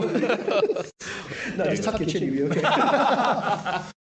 No, so obviously not. So the basic goals haven't changed, right? So we are still focusing on progressive workshops, progressive training of how we run wrestling. So when you join, in fact, we made it clearer now. So one problem we had before was that we had brand new guys coming in and they would join the basics sessions, basics workshops. But because it's so hard to teach even one wrestling move, right? And all the coaches would also agree with this. Teaching a headlock takedown, it's so hard to teach. You need to one-to-one focus for 1 hour, so you don't break the other guy's neck, right? So imagine you have one new guy in a class in a workshop of say 12 people, right? It's so hard to do that because you have to focus on one fella, run the rest, then you bring in more coaches, that doubles your manpower cost. So how do you do that? So we're breaking it up. So this is for everyone who wants to join us. So from now on, we're running tryouts every single week. At least one, ideally two. So we're doing Tuesday, Saturday. This session is just for brand new people. Right? And it's a fixed thing we teach you. Right? It is just, here is a tasting menu. Here is a taster of what it feels like to be a GrappleMAX pro wrestler. It's fixed. Right? So then we have more coaches who can run it because it's fixed. Right? So we'll run that for you. Right? Once you clear that, you like it, great. Join a fundamentals course. Right. And again, separate from the basics class. Right? It's going to run you through most or maybe about half of the grade one set that we're teaching. Right? Then when you finish all that, okay, now when you join the regular classes, when I say to everyone, okay, let's go. International sport. Let's do headlock. There won't be one guy going, which is okay, it's not a problem, right? But it does mean that the class structure has to change. Correct. So now that again, we have a space now, we can run as much as we want. Right? We can run every day, right? People want to do 7 a.m. Let me know. I'll run 7 a.m. classes also can. Before you go to work, 7 a.m. do 2 hours. Can do, no problem, right? After lunch also can, but I see no one doing that. Right? Maybe can, right? So that's the goal. We're gonna test everything we can to grow this pro wrestling community here. Logan Paul said recently, I don't know whether you heard this quote. He said, wrestling is so much more mentally more taxing, more difficult than boxing. Right? He said that. And then because technically he's done both. So technically he can be a judge. He can be a judge on that, right? And I was just thinking as well, right? Wrestling it's almost like you said, it's a human nature, but it's also something incredibly difficult because it's coordination and also to think character-wise. And then you're in pain and then you have to still sell, or whatnot, right? So I'm just curious, in terms of your philosophy of how you kind of approach people who go for the tryouts, for example, right? What is so far the kind of people that has kind of walked through the door interested in the tryouts, and what do they foresee? Do they come in and say, hey, I want to train to be a wrestler, or because you said you're going away with I just want to train to be fit, right? What are the kind of people that's walking through the door, and how do you kind of reach out to them? So early days for us, because we literally moved in 1 week ago. Yes. Right? And I think what we needed before that was we couldn't really sell the dream without showing the space. So we tried to pre-market, but it's like cannot visualize. So we only began marketing properly last week. So we were shooting a lot of stuff the week before. But I think the people we're seeing so far, they do seem to meet that particular profile, which is definitely a wrestling fan at some point. And they want to have the experience of learning how to be a pro wrestler. So definitely that. How we're reaching out, I think that hasn't changed, right? So it's still very solid marketing, content creation. It's also running a lot more of these outside collaborative events, right? And again, not because we want to convert that particular audience to ours, but we are choosing collaborators whose audience we believe has some level of prior interest in pro wrestling, and we can convert some of them. I see. Yeah. So a mix. I guess the TLDR answer is still working it out. But what we're seeing so far is yes, it's very much those where I want to know more about how to join. Okay. But I think what is also quite exciting is we're being approached by people who are not wrestlers. Right? Again, you're artists, you're musicians. Hey, how do I create wrestling themes? How can I meet the wrestlers? How can I try to shoot action choreography but for pro wrestling? Right. And it's you know what? We have a studio. Maybe come and try here. Right? So, and again, I keep saying this, but I'm so excited because we couldn't do this before. No matter what we tried, we could not expand in this many ways before. That we could potentially, I can't say for sure because we haven't quite done it yet, but we potentially could expand in those places from now on with this new place. Cool. I feel like this conversation will be a lot more in depth in about 6 months' time when things have settled down and sort of found the right spot into the groove, that kind of thing. Good to do a check-in. Yeah. So I always see you guys when all these big milestones happen. Before we started, before we opened GrappleMAX, all these different things. It lives on the internet, so it's really great to always go back and because I will, randomly I will look back at our first few episodes. Really? I remember like season 1, I think it was like we were promoting. I think that was around the time before my training. I think it was like 2018, late 2018. And we had Lady Killer on the show, Showtime for the first time. And like it's always like you're right, it's always like before big milestones happen, right? Remember we met him at Millennial War. War. We had that kopi at Starbucks. You know, because if you're asking about like my take on WWE wrestling, right? My answer is very boring one. I don't have time to watch anymore. So what I can share with you guys is really the state of the industry for us and what the business plan is. But the wrestling side hard for me to comment these days. I got an interesting question. I think this is just inspired from a recent interview that me and Young did. The road to becoming a pro wrestler in this region, right? Going through the GrappleMAX system, like. Do you think that, like, how are you supporting if someone has that dream? If they want to be able to, like, hey, I want to wrestle in Singapore, I want to wrestle in the region, and eventually I want to go to, like, Japan or AEW or WWE, right? Like, with this new setup, how do you think you can support that journey? Well, the goal hasn't changed, right? So again, from day one, yes, we do target your typical, your working guy, working class person who wants to maybe dabble in pro wrestling for fun, right? But again, we have people in the team who have all done overseas wrestling. Myself is one, Dave, Remus, Wilson, a lot of them have wrestled overseas. LK for sure, right? And Sean and YC Aussie just finished their Aussie tour, so now they're legit Aussie. Finally claim to that. Right, so we have that, right? So we are still creating the opportunities for them.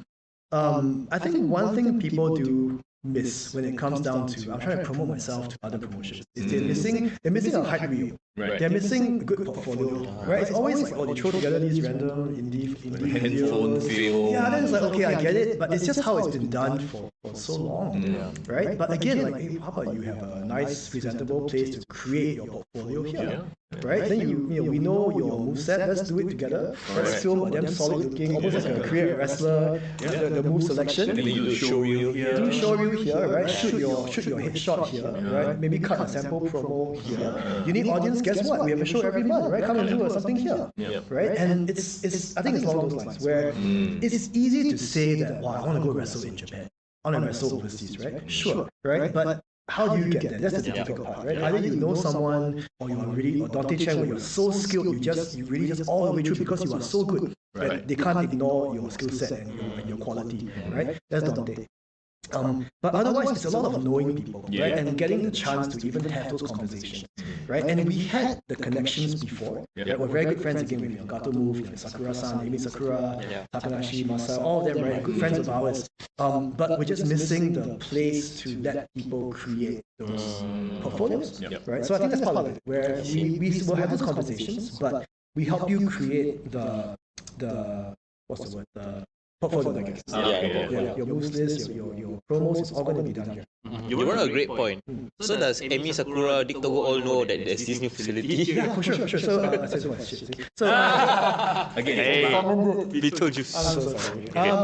So they know for sure. They were one of the first who I texted about this. Togo-san, he's someone who, I mean, again, he's a co-founder, right, from day one, so he knew about it very early on. No spoiler to say he does want to come down, but it's really just schedule. So we got to figure out. Also, we haven't run a single show here yet, so we do want to test and see, okay, what does logistics look like, landlord happy or not, that kind of stuff. So make sure it's all okay. Then we talk about, okay, who can we bring in, and even then, again, it's all about bringing guests who are strategic for us, rather than, again, no knock on the rest, but we don't focus on bringing in big stars, right? Always, who wants to help us grow this business, grow the industry moving forward. Talking about doing shows, so as of the release of this video, this weekend would be Rollin', your first show, right? So, okay, if I'm not mistaken, this one was by, like, people could have just slipped into your DMs to ask for invites? Something like that. So it's a mix. So different people got tickets from different places. I see. By the point of this, we are already full house.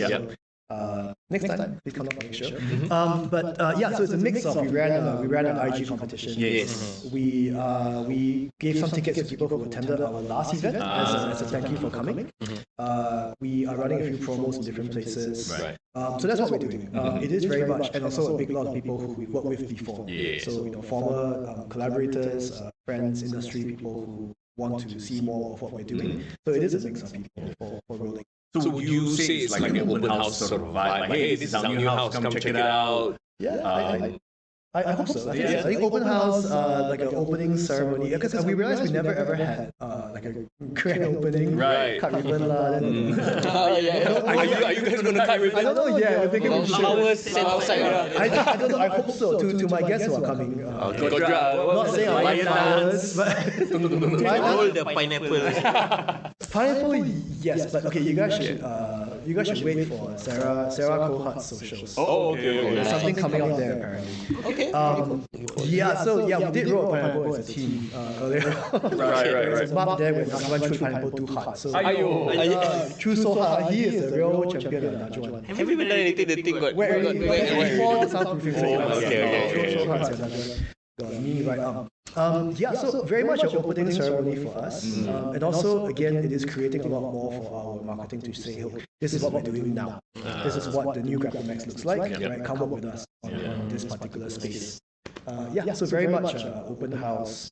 And also speaking of that, so we're finding that this whole open house concept, right, also works super well for us. In fact, house party, I think they all came from previous house party. I think foreign did, right? And we're seeing that it's a very easy way to attract people in. Right? Because people bring their families, they bring their kids. We had so many kids, super cool, and they were like learning how to do a bump, how to run safely, okay? So how to try to break fall, how to run the ropes. And then they hang around and then they watch wrestling performance, right? A short wrestling show.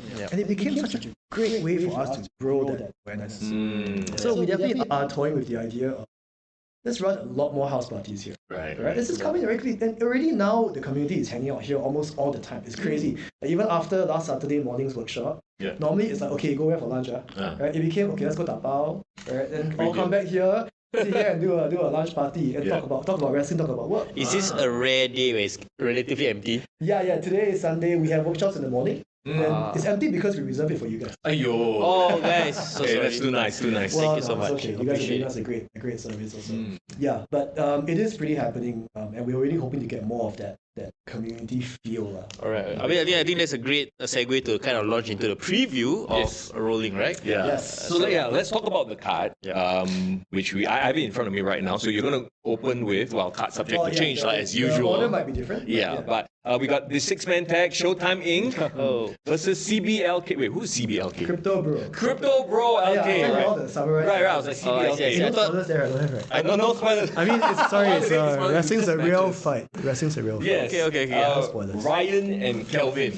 Yes. Okay, you're gonna ask me what these guys, right? Yes. So I was like, Ryan and Kelvin don't sound familiar. Yeah. Okay. Showtime, you guys know that, so you don't need any introduction, Showtime, right? Julian, and Prabhu. Yes, that's right. So that's them. Showtime is this is yes, correct. Okay, so that's the match on rolling. CBLK, you guys know him very well. Yeah. Right. So this is, I think you mentioned this before at Settle Outside. So this is yet another well-disguised Grade 1 graduation match. Oh, okay, I see. remember that Yes. comment. Yeah, I remember that too. So I guess this is less disguised now. So Calvin is someone who just passed his Grade 1. In fact, just before we moved, just passed his Grade 1. So this is a great showcase for him. Super athletic, works out in the gym a lot. Very good basics, learns super fast. I think he got to grading, less than 4 months, around there. So pretty fast by our average standards. Ryan is interesting because he and I had a singles match at Settle Outside. Which was this guy. He was so he calls himself the Grade 1. So he is still learning the ropes a lot in terms of sort of storytelling. But interesting character because he came up to face me in that open challenge. Right. So again, learning. So I think Calvin and Ryan both learning the ropes. This is definitely a proving ground match for the two of them, right? And Showtime guaranteed to run some ridiculous interference through the match. So again, difficult for Calvin and Ryan for their first time. But should be fun. Plus they have LK in the corner who is always there to take care of the kids. So I think it should be quite a fun 6-man. Okay. Before we move on to the rest, right? Are any of them not supposed to be on the card? If you know what I mean. No. These are all going to be These are no. You learn your lesson already. Okay. Good question. No, so no. How do I? No surprise, impromptu. I don't want to wrongly promise So so what we're announcing should be the card. Okay. Barring any Card subject to change. Always subject to So all change. these names are fine. Please go ahead. Let's talk about Joseph versus Sean. Okay. So Joseph and Sean, can we talk about the triple threat first? Is that okay? Then it will tie back. Cruiserweight title of Jordan. Yeah, sure. Jordan versus Christian and Simon. We have two headline matches for this taping. Right, so one is a triple threat. Wrestle Square Cruiserweight Championship. That's right. Right, so Chris is holding the belt. He's facing off against Simon, who officially won the #1 contendership at Settle Outside. Right, he beat Crypto Bro LK. Yes, that's right. But there was some interference from Jordan. Right. I don't know, happy remember. Very angry Jordan, fuming inside. Exactly. Right, so very angry Jordan, no longer our Oppa OnlyFans guy, but never mind, it's okay, right? We'll deal with that, right? So, so Christian defending, right? Simon's the official #1 contender. Jordan very angry, right? Because Jordan faced Christian at Settle Outside. He lost to Chris, but his foot was on the ropes. Correct. The ref didn't see it. So Jordan feels very strongly that he's owed another title shot. So he attacked LK and Simon during the contendership match at Settle Outside.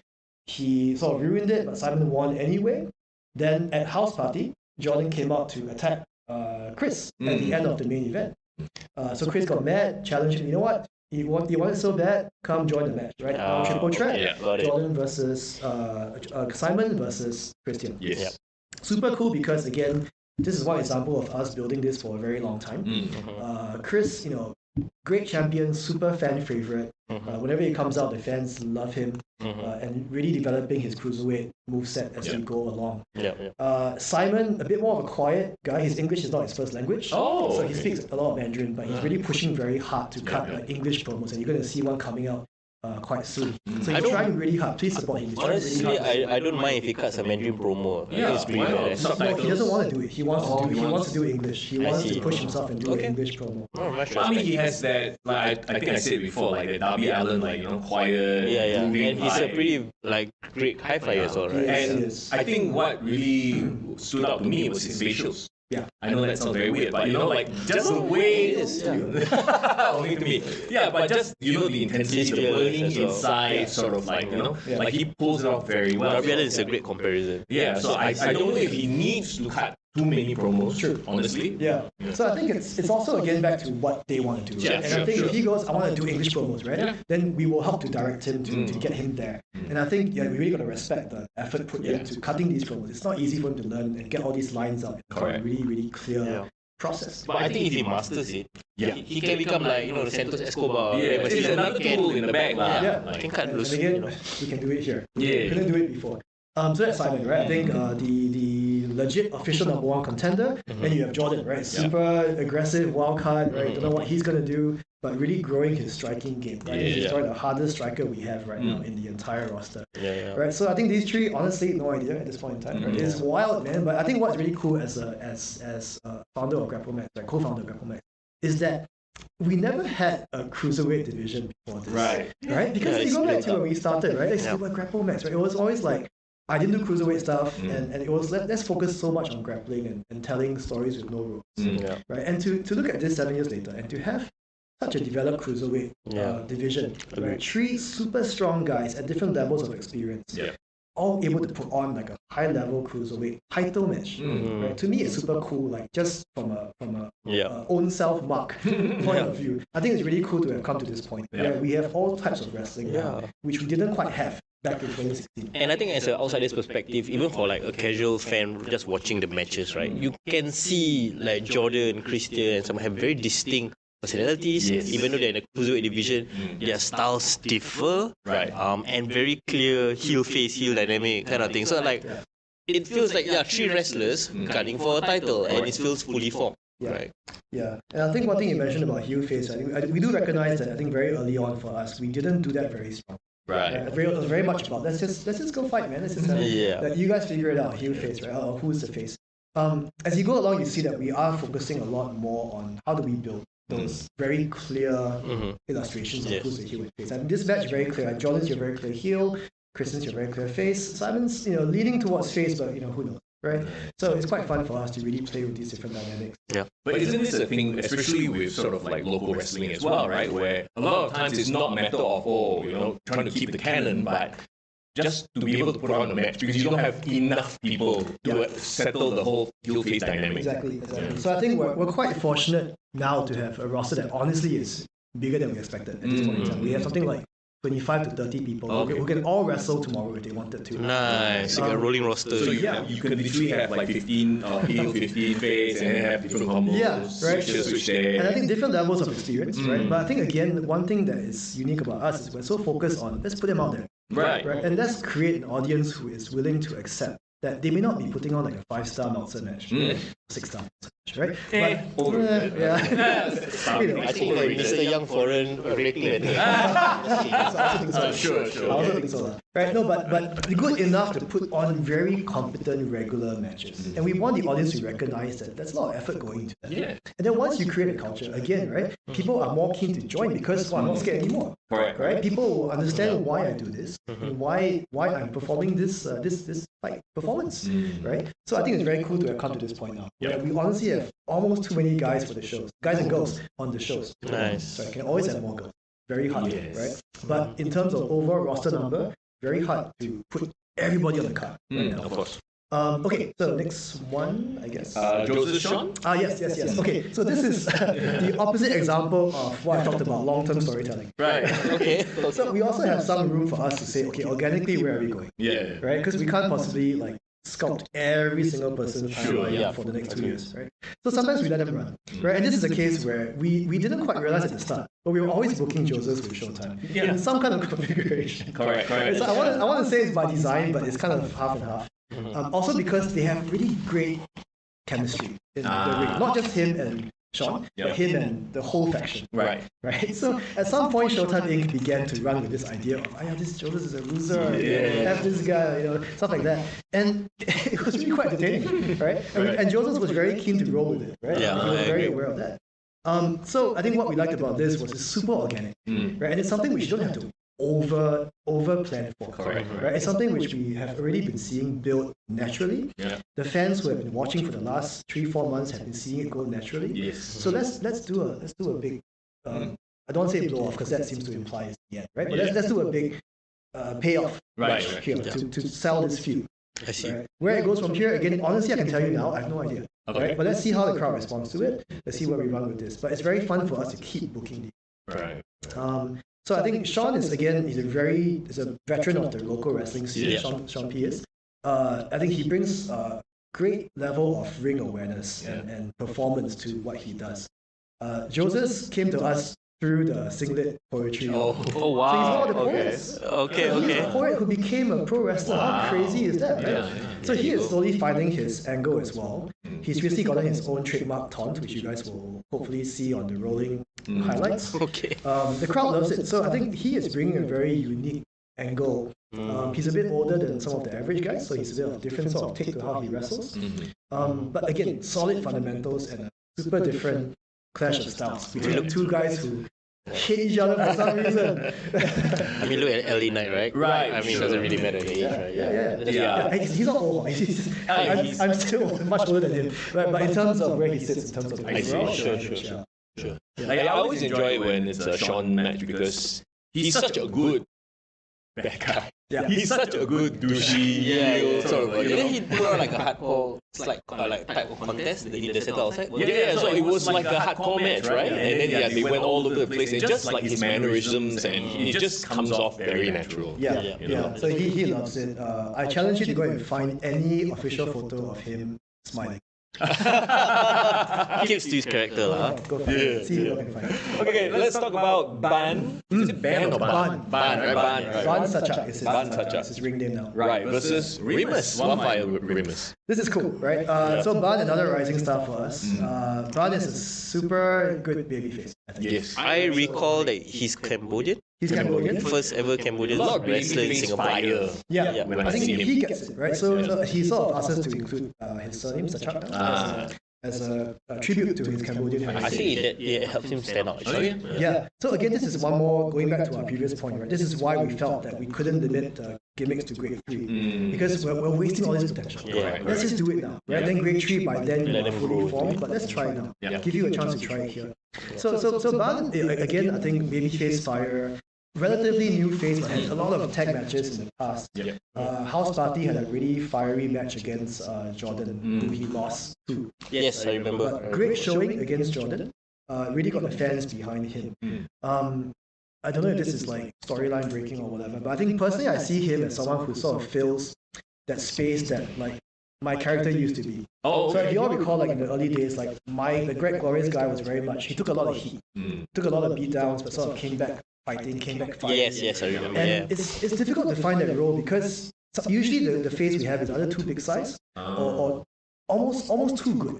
Okay. But you want someone who's sort of like someone relatable, someone who can take a lot of beatdowns and fight back, beat down, fight back. And we've been looking for a very long time. Like an underdog sort of a... Kind of, right? And it's hard to find. So, like honestly, from a booker perspective, I'm hoping he eventually fills that spot of someone who can take that heat, get the crowd, firing behind. It's like the Shawn Michaels comeback run. Yeah. It's like you can literally like be so invested in him having a comeback, right? Yeah, right. And who better to bring out that fire than Wildfire Remus? Nice. So yes, and again, Remus is his character is going on another run with Inglorious, right? So Inglorious is still a bit up there, but we'll update you guys as we go along. Sure. Remus is very much, he has a lot of chips on his shoulder at this point in time, right? Lost at Settle Outside, 2, Ben in the tag team match. So there is history there as well, right? So it's very much about, again, Remus proving a point that he still has it. Again, don't forget he has been in tons of title matches. He's wrestled Dave for the title. He's wrestled Dave for the for multiple titles, right? He's always been kind of like almost there, right? And so I think right now it's very much a process of building up that reputation again.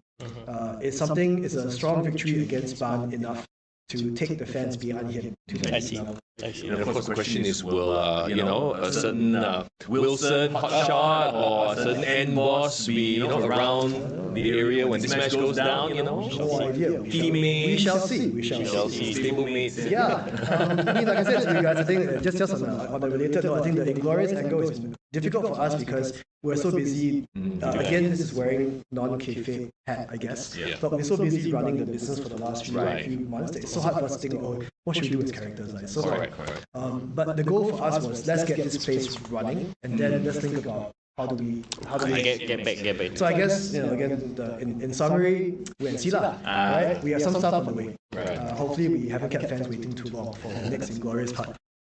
Yeah, so that's Ban against Ban Sacha against Bonfire Ravens. Let's talk about the main event then. For the open weight title, the GrappleMAX open weight title. Big Dave versus YC with Sean. Oh man. Dude, remember when this match came, we were reviewing it? Yeah, And then it was like, YC? Wait, YC out of nowhere? Okay, so talk to us about that. First of all, why YC? Yeah, I was Ozzy. going to address that because I know you guys said that about YC, right? And I think it's a few things, right? Number one, again, from a promotion perspective, from a booking perspective, right? We trust these guys. Go out there and run the main event. Yep. Right? Go out there, right? Even if you end up sucking, which they won't, right? You run the main event. You have the experience. That's the first part. Okay, that's the booking side, right? And again, YC is one of those who has been day in, day out training. He and Sean, right? Both Aussie guys have been training probably one of the highest in terms of their workshop attendance. They train like crazy. Consistent, yeah. They both just came back from Australia for their tour. Nice. They trained with Damien Slater, I think he's a CWC alumnus. They trained with David Storm, another super established Australian wrestler, right? And they came back with again new techniques, new understanding of how to perform, right? And if you don't reward work ethic, what do you reward? Right? So that's the main goal, right? It is let's push it out there. We recognize that some fans may not understand why this guy out of the blue, right? But that's the whole idea, right? We run an open challenge. This guy comes out, right? And he has had the recent match history of winning and getting good results, right? House party, right? Tag team Aussie versus the super team, the dream team, Christian champion, Dave champion, right? Aussie won, right? YC beat Dave, clean, right? So the question here is, why can't he do it again, right? I find it very interesting because, of course, we know him primarily as a tag team, right? And it's him challenging as opposed to like him, and I mean, Sean, I guess, is backing him is his second, right? But what is it about YC's character? Training aside, dedication aside, but what is it about YC's character that you think will actually give, Dave like a run for his money in this title match? Sounds cheesy to say, right? But it's crowd support. Right, but it plays such a huge factor. Yes. Right. On any other day, right? Big Dave should be winning this, right? In terms of experience, in terms of power, in terms of move capabilities, Dave's got this, right? YC's got the crowd, right? He's got Sean.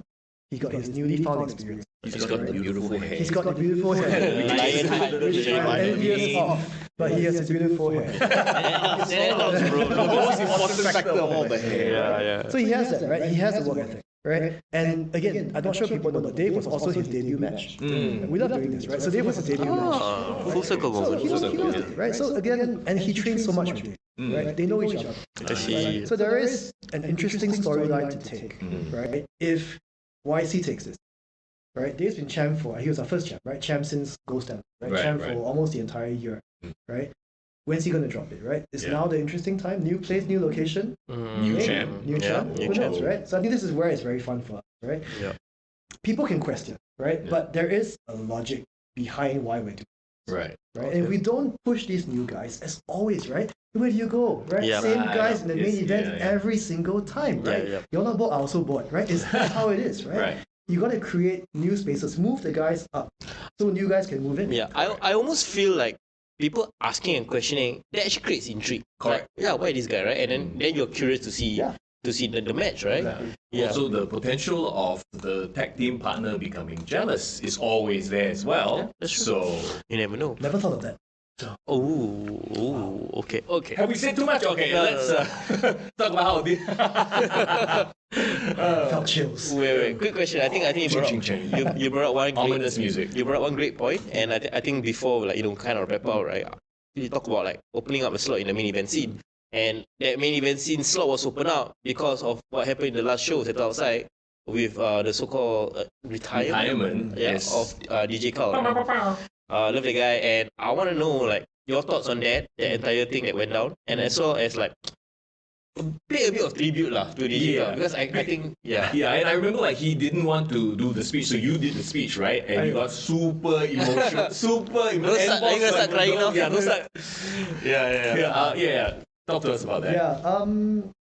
Yeah, I mean, I don't want to repeat what we said at the show. That was only for people in attendance. Yes. But, you know, those who've been following our story, right, since 2016, they know, right? DJ Carl's been around from almost the start. And, you know, I think when we needed a lot of help, especially during the COVID period, pre-COVID period, right? He was one of those who was helping us in terms of, okay, we need more coaches, we need more trainers. I'm going to step up and fill that space for you guys, right?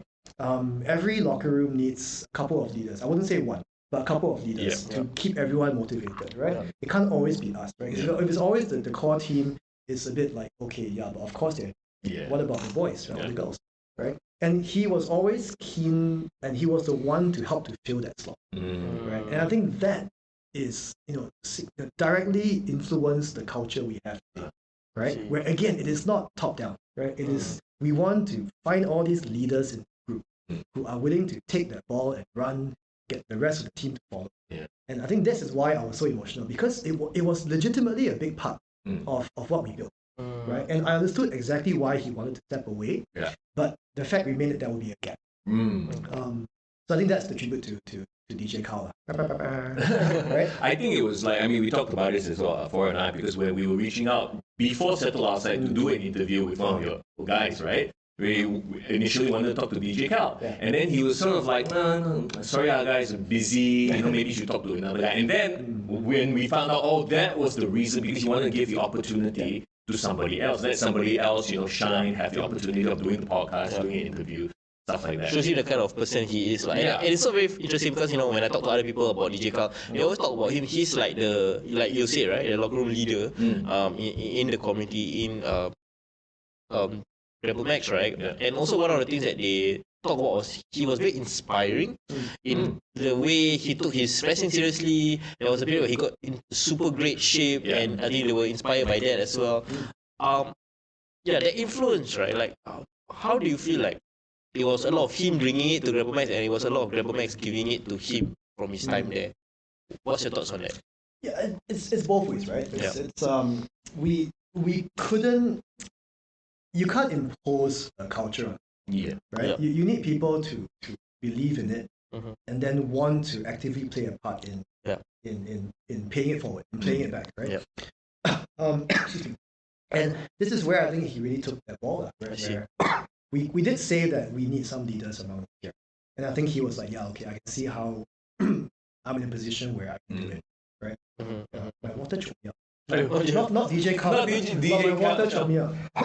Okay, DJ Carl really, brought the emotion out. Brought the choking in. Well, my voice is going in some weird direction right now. It's okay. We've been chatting for like an hour plus. So so I think just to wrap up this question here, so I think influence-wise, it goes both ways, right? And I think the cool thing now is that the rest of the team, you see, that's so fast to fill that space. I don't want to say get, but that space, right? And now so many other guys who are stepping up. Right, and this is again reflected across the board, right? Whether it is on the card, backstage, producing things here, right? And again, everyone here is beginning to see that they have a very clear role to play, right? And including the new leaders, or even those who were leading before, but maybe not as obvious as say what Carl was. Right. But there are many other guys from the start who've been helping to lead, right? So I think it's not just tribute to him. He's probably the most prominent one, right? But so many guys are beginning to see that leadership really blossom now with the new community that we're building. Yeah. That's a great tribute, I would say, to DJ Carl. Exciting times, man. Yes, it is exciting times. Especially with the new plays, new outlook, all that kind of stuff. We got to ask this one question, because I think every time we meet and have an interview, right, we always ask, where do you see GrappleMAX in X years' time? We've asked it every single time. I think this is our third or fourth interview already. So I remember in 2018, 2019, I think your goal at that point in time was to kind of like expand the community beyond just the core group. So that was when you kind of took the show on the road, right? Just came back from Shinkiba, doing a lot of like collabs, Singlet came up and all that kind of stuff. And then when we met right before the pandemic, I think we were discussing about like how life has been through the pandemic and how you pivoted and you did classes. I remember I signed up for like a couple of classes as well. So that was how you were trying to survive through the pandemic. And then we talked about Dick Togo. So that was a year later. Yeah. And then now with this, right? Yeah.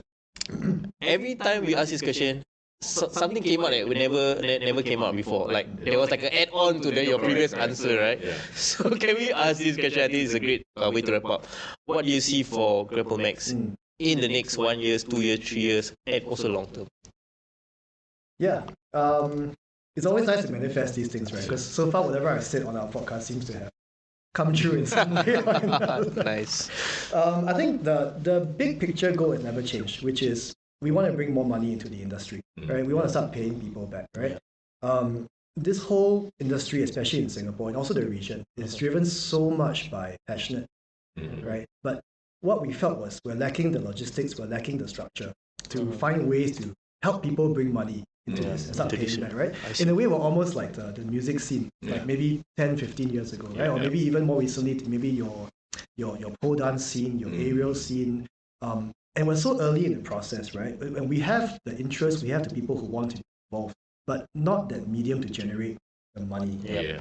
So long-term goal is that, right? We want to make it maybe not like full-time job level for everybody yet, but at least have a process where, okay, I can see if we grow to this amount, we can begin to pay you back for your time, right? Again, everyone involved, not just the performers, right? Everybody, right? We don't want to pay out based on what ticket sales, share, whatever. Forget it, right? Let's pay based on your time you're putting in to train, right? You are, not an employee, but you are putting in time to work out, to do all these things. You are endorsing us, right? How do we pay you back fairly for all these things across the board, right? So that's the big picture goal. I think short-term goal, or I guess mid-term goal for us. How do I not spoil things? Always so hard, you know. Well, okay, so I guess the General.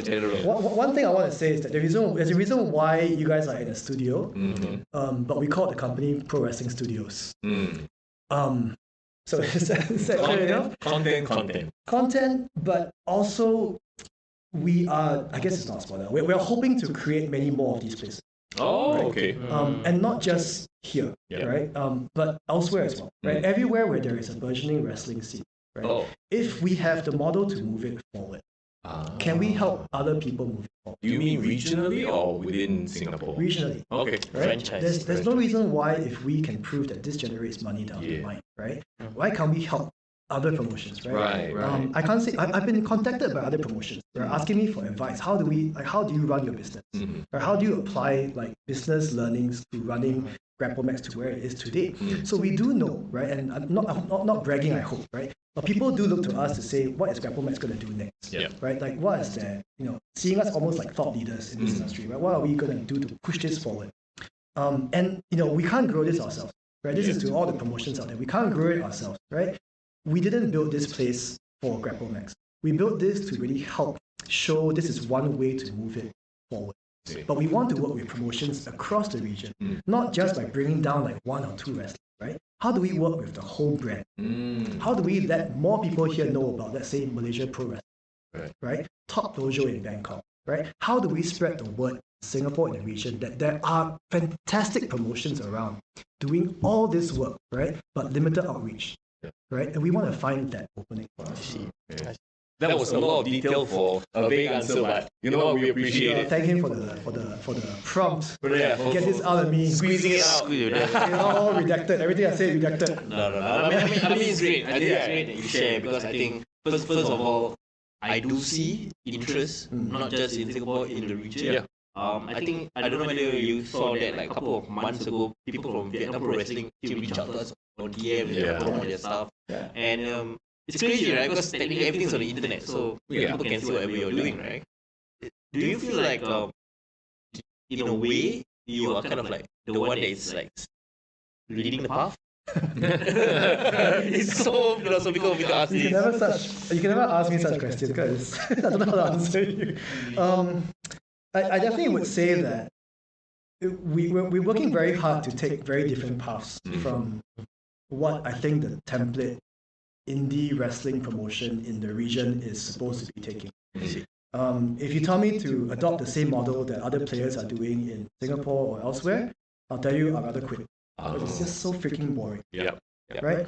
Well, we're doing this because we love it. And we love to keep challenging ourselves across whatever we're doing. Right? And I think what you're seeing today is a summation of all that drive. Right? How can we take wrestling and just fuck it up?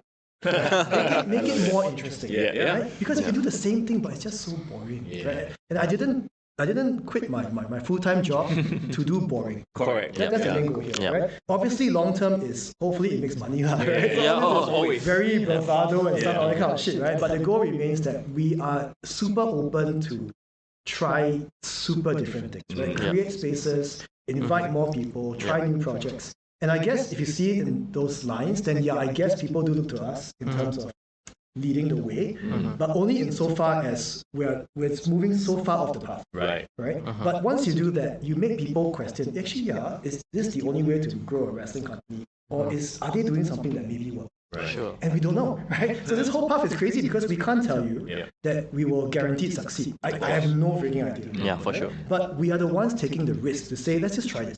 Let's eat like Singapore, commercial rental for 3 years, right? Which is insane, right? But let's try it, right? Try it, but not anyhow try. Try with a very clear business plan, with the team, which we didn't have before. So with the team, with the space, with hopefully a solid business plan, with the support from the fans, right? Again, thanks to everyone out there. It's crazy we've gotten this far.